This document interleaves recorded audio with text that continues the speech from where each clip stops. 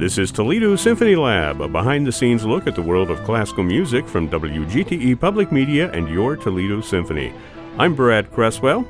Joining me today are the Toledo Symphony's principal second violin and artistic administrator, Merwin Siu. We also have the TSO's marketing director, Felicia Canny. Welcome to both of you. We're kind of flying a little bit on the lighter side today, but that's okay because we're talking about a great big subject, really exciting concert that is happening Tuesday. It's November 12th at 8 o'clock p.m. at the Peristyle. The great violinist Itzhak Perlman is coming to Toledo. He's playing the music of John Williams.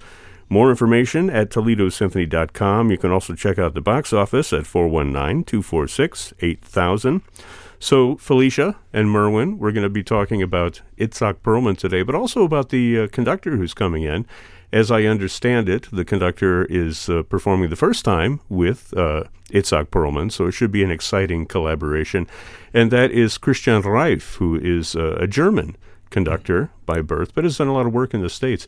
Can you just give us a little bit of his background, Merwin? Sure. He's probably best well known to American audiences through his work with the San Francisco Symphony. He's done a lot of work there, 3 years there as their resident conductor. We were all really excited to hear that he opened the Dallas Symphony season. He did a gala there with another great violinist, Joshua Bell. Wow. And yeah, it was a really exciting opening concert. He got some great reviews there. So we're actually going to be working on him with two really kind of core classical standards, Dvorak's Carnival Overture and Tchaikovsky's Romeo and Juliet. These are pieces that we all love, and we love to play them. We're really excited to see what he brings to the table for those pieces. Yeah, well, that'll be great. Of course, also the remainder of the program is all music of John Williams, and Itzhak Perlman has a bit of a history with John Williams, as we know, especially back in the 1990s with the film Schindler's List. That violin theme is, I'm hearing it right now in my head. We unfortunately can't play it during the course of this podcast broadcast due to licensing issues, but not too hard for folks to track down if they want to remind themselves of the beauty of that work. And I assume that's sort of going to be the centerpiece of his appearance. Absolutely. It's a lot of music that's really associated with just that incredibly rich, buttery sound that Itzhak Perlman can create. And it's a wonderful selection of music. Some of this music is music that John Williams composed. Others are kind of almost orchestrations that he designed specifically for Mr. Perlman to perform. So it's very, very exciting pieces of music, and we can't wait to hear it. Okay, well, enough with the serious talk. Let's move on to something a little bit lighter. Not too long ago, Merwin, you told a great story about Itzhak Perlman when you went to pick him up. Yeah, you went to pick him up at the airport, and basically the gist of it was, was it a cab driver or was it a? It was actually really funny because this was it was actually quite a long time ago that this happened, so I myself felt a lot younger. I was super excited to meet him. Well, he hasn't been here in like 14 years. 15 years. And so this was right when kind of meeting people at the airport was at its strictest. He had requested a representative from the orchestra to meet him, and myself and Ellen Craig, who was the associate principal viola at the time, jumped all over ourselves to volunteer. Oh, did you do that? Did you raise your hand really high? Yes, it was exactly that.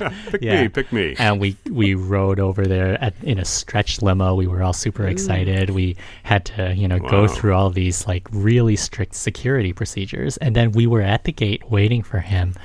And then there was this person from the airline with a wheelchair. And he was extraordinarily earnest, took his job very, very seriously, but had never really heard of Itzhak Perlman before. Wow, you found the one person in the world that had never heard of Itzhak Perlman. And it was wonderful. He came off the plane with Mr. Perlman in the wheelchair, and we kind of went through this flurry of introductions, and then this wonderful young man was pushing the wheelchair and going, "So, you play the violin, do you?"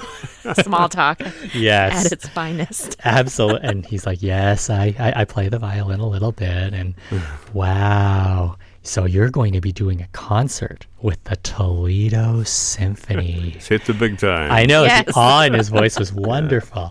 And then Mr. Perlman very graciously was like, "Yes, I'll be appearing with the Toledo Symphony." He's like, "Are you going to be in the orchestra, or are you doing a solo?" Both are good. Both are good. Is that how he talked? Because that's kind of creepy. There was a lot of kind of like earnestness. Are you doing a solo? and he's like, "Well, they're paying me to be in front of the orchestra this time. This time. It's like, you must be really nervous." Aww, And that's he's sweet. Like, it was so sweet. And it's like, "Oh, well, actually, I do this for a living, so I don't get too nervous now." And and it was so funny because Ellen and I were just cracking up. We were trying our best to keep a straight face, but our best wasn't that good at that point. And He must have been loving it, though. Oh, it was really, there were so many questions. It was.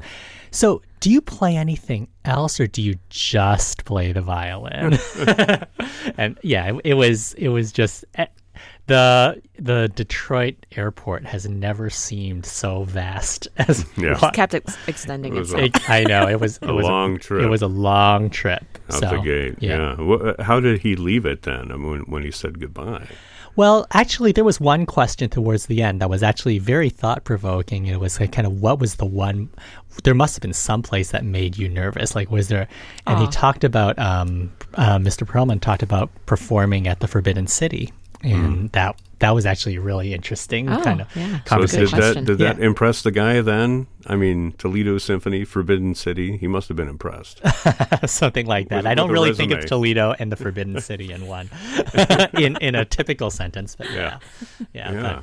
Well, so I think that's a testament, though, to Itzhak Perlman's modesty. He was so gracious. His personality. So gracious. Yeah. Yes. Now, I remember last time you told this story, I asked you if I could pick him up at the airport this time. I was just thinking that question right if now. I could be with you. I think we should all go. Just show up with signs. Forget the broadcast. Let's go jump in a cab. We'll go get him. Well, and this is totally not related to this, but we have hired a professional guest artist logistics person, Maddie Sayre.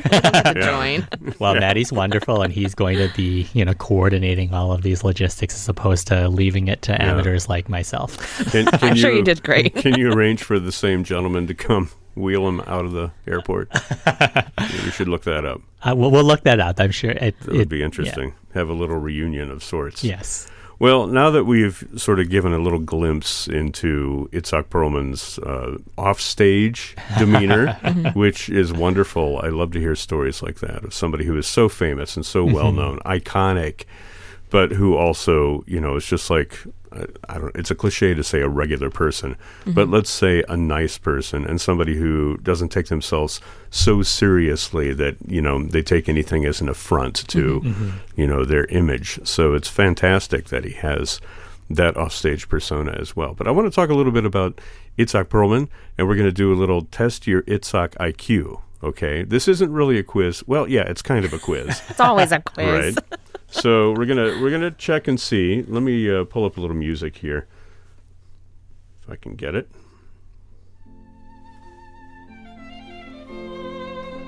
That is not Itzhak Perlman, by the way, but I managed to get a little Beethoven that we could use in the background. That's the Spring Sonata. So that's a nice little mood for us as we begin our Test Your Itzhak IQ feature. Okay, one of Itzhak Perlman's first appearances was on a TV show just over 60 years ago. Can you name what the show was? Ed Sullivan. The Ed Sullivan Show. Very good. See, these are easy, Felicia. You won't have a problem getting any of this. I think he was 13 or 14, and it was his big break to fame. Yeah. Do you know what he played in that first appearance? I do not. Do you know what he played? I don't. I'll give you a hint. Mendelssohn Violin Concerto. Right? That's a pretty good hint. Yeah. Narrows it down to 2 concerti. Right. Well, he played the last movement, the famous movement from the Violin Concerto, along with the Ed Sullivan Orchestra, which I guess was sort of... sort of keeping up. They actually did a pretty good job. You can go back and look at it on YouTube. Oh, great. Yeah, and I don't know if you know this, but back in November 2018, Perlman appeared on The Late Show with Stephen Colbert, because that's from the same theater. Yeah, they was celebrated. That with John Baptiste on piano? It may have been, yeah. Yeah, I think I remember that. Oh, that was celebrating really his 60th anniversary. Yeah. Nice to see that they still remember after all those years. Yeah. So, Itzhak Perlman plays one of his violins is a Stradivarius, which was formerly owned by what great violinist? You know who it was? Yehudi Menuhin. See, you guys have all the answers. Politely take turns. you guys have all the answers to this. Well, we're very polite on this show. Well, this one I got from his documentary, which I know, Felicia, you watched very recently. I did. To bone up, because you knew there would be some kind of a quiz on Itzhak. Can you tell me who or what first introduced him to classical music when he was very young? We're talking like in the single digits here. What was it that introduced, by his own account, Itzhak Perlman to classical music? He had mentioned that at 3.5 years of age, he heard the violin, and this is not a unique story, really, because a lot of great musicians, they talk about how at a very, very young age they hear this instrument for the very first time, and that's what kicked off their love for the instrument. And that's my something question along is, those lines. where did he hear the instrument? I don't know. Merwin, you got? I don't know. You got to guess? He did have a toy violin at, I think, the age of 3. But he first heard classical music and became obsessed with it and started singing it and wanting to play it. It was on WGTE, wasn't it? On the radio. Whoops, wrong one. There we go. On the radio. 3 cheers for classical music on the radio. Is that what your life was like, Merwin, when you were...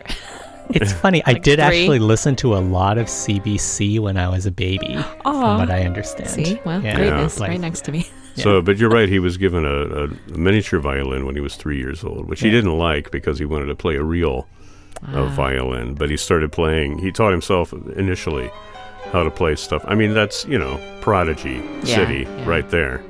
Yes, we've given our 2-year-old Matthias a toy violin, and we have, whenever he's finished with it, he just throws it on the ground. He's like, smash it. It's like, I'm done. Smash.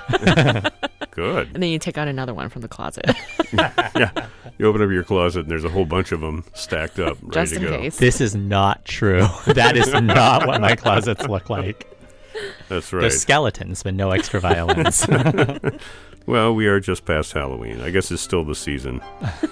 Okay, here's another question. What significant event did Itzhak Perlman perform at in 2009, which was watched on television by 38 million viewers?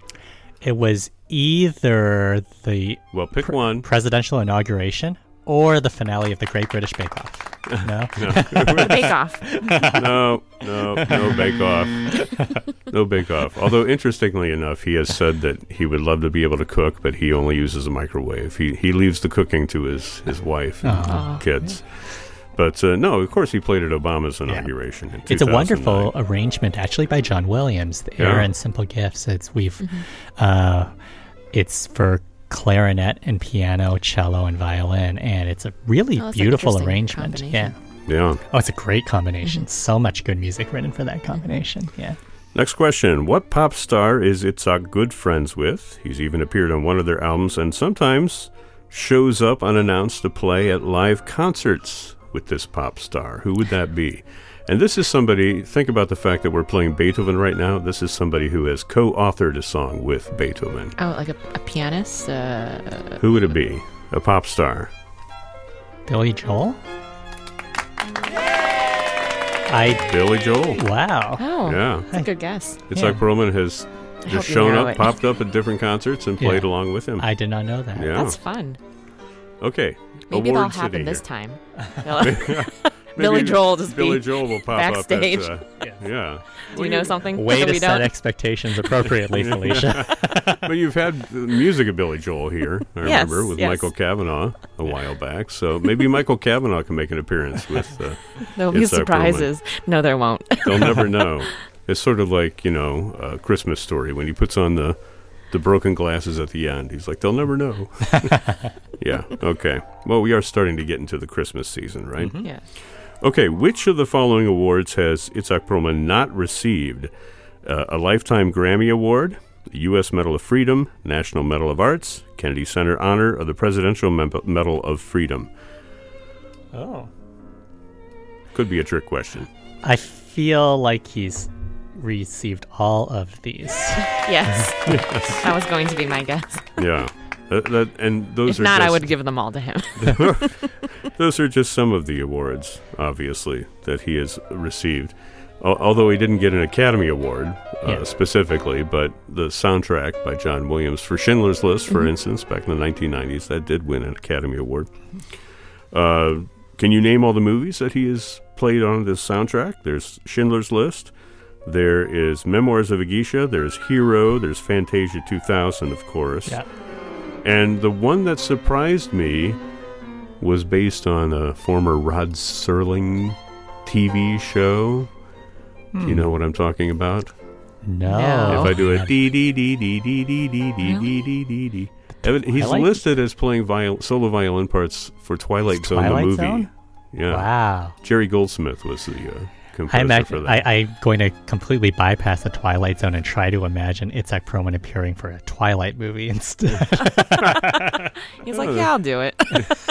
Right. He's very gracious. Yes. He's very gracious. But that's assuming that I don't know that he actually played specifically for the soundtrack or if a recording of his was featured at some point. That would require further investigation, which I have not done. So, You'll report back in another podcast. Yeah. No, I won't. Okay. See, that's setting expectations appropriately.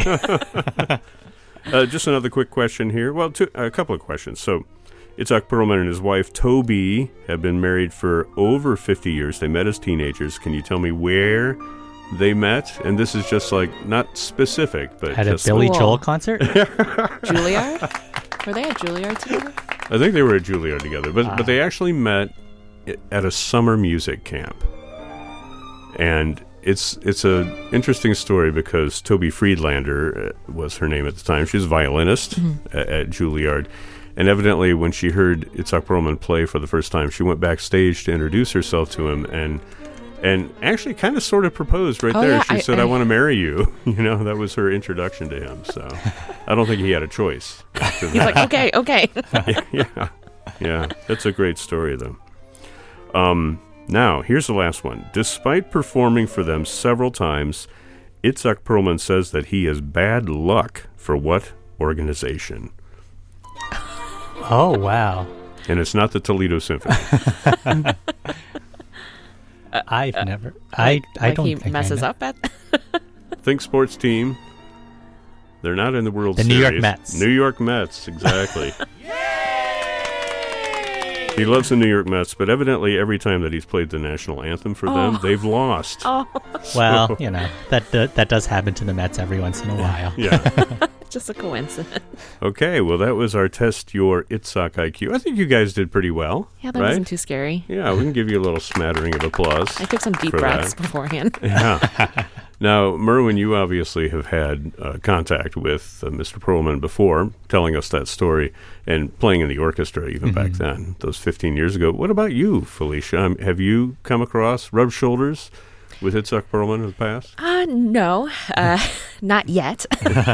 Are you excited? I am. Yeah. I mean, for most Tuesdays in my life are, pretty typical Tuesdays, and this one will be one to remember for sure. And Yeah. I love the program because you take this great violinist and you take music that everybody knows, and it's something that everyone can be in one room and just enjoy together, and experience the great violinist on stage. Now, what is the process, Merwin? I mean, I know a big star like Itzhak Perlman, he can't come here and spend a week with the symphony. Is he just coming in and like doing a Tuesday concert? He's going to be with you guys, the day of, or how does that work? Yes, I think that he's heading to Pennsylvania after our concert. So yeah, I think sometimes when you're working with an artist of that caliber, you kind of try to find a time when he's going to be in the Midwest already, and then you're kind of, trying to be kind of one of the spots in a tour for him. Yeah. Now you're a violinist, obviously, is. so you can sort of look at Perlman and his artistry with different eyes and different ears because of your own personal experience on more of a professional peer-to-peer type relationship. I wonder if you could talk a little bit about just how good he is and why he's so special. I think it's actually really hard for me to evaluate Itzhak Perlman in any sort of objective manner, because he was really the violinist that, every single night I would put on these cassette tapes when I was like 5, 6, 7, 8 years old. And like 2/3 of them were Itzhak Perlman tapes. And I would just listen to them as I went to bed. Yeah. Like this was the kind of the soundtrack of how I grew up. So for me, it's almost like he was like the default. This is what the violin sounds like when played at a high level. And so I would compare other violinists to Perlman and say, oh, this person uses less vibrato, this person uses more vibrato, this person has this sort of, like this person has a leaner sound. But like for me, Itzhak Perlman was like, oh, this is the default sound of the great violin. He was the gold standard. Yeah. So it's like, so you did that when you were 5.